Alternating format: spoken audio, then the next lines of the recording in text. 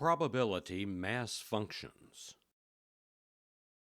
Recall from our previous studies in statistics that a random variable is an unknown quantity that is subject to variations due to chance.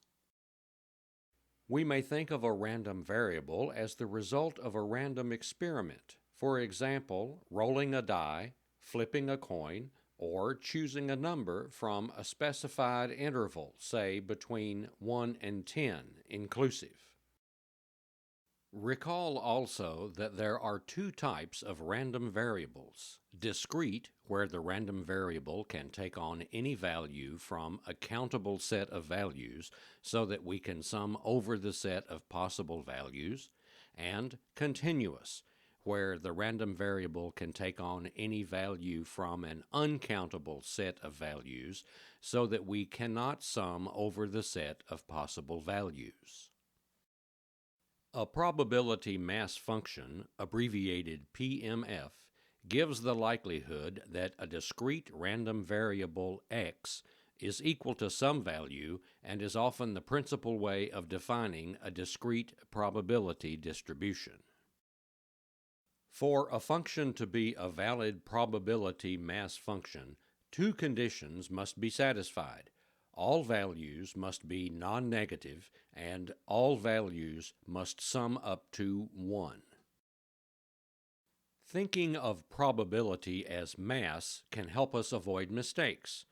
The concept in probability and statistics that the total probability for all hypothetical outcomes is always the same number, 1, is similar to the physics concept of conservation of mass. Let's start with this example of a probability mass function based on choosing 1, 3, or 7.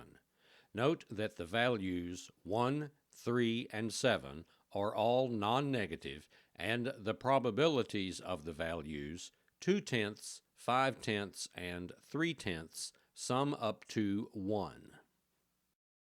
For our next example, suppose S is the sample space of all outcomes of a single toss of a fair coin, and X is the random variable defined on S assigning 0 to tails and 1 to heads.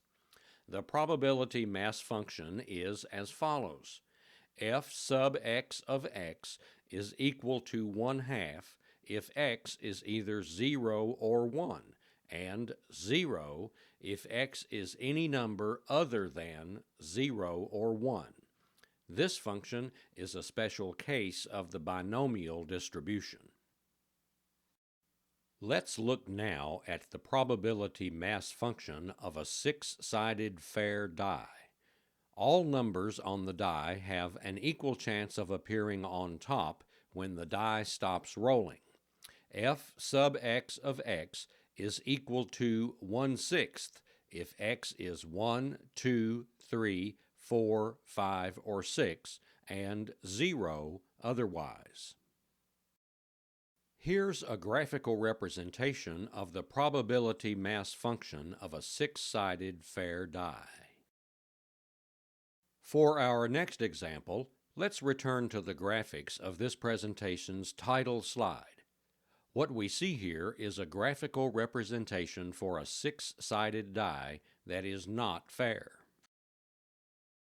The probability of rolling each of the 6 possible numbers, 1, 2, 3, 4, 5, and 6, is not the same.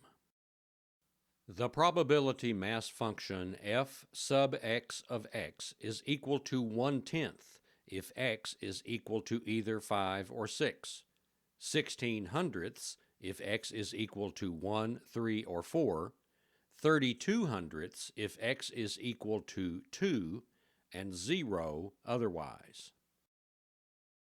Next, let's address the question of a continuous random variable.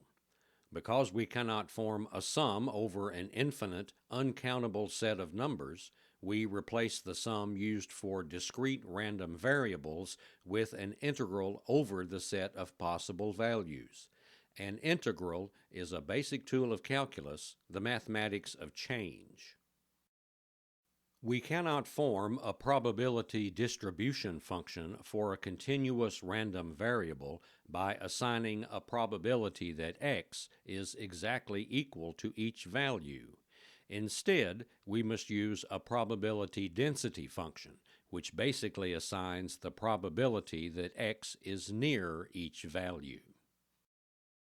For a continuous random variable x, the probability that x is any single value is always 0.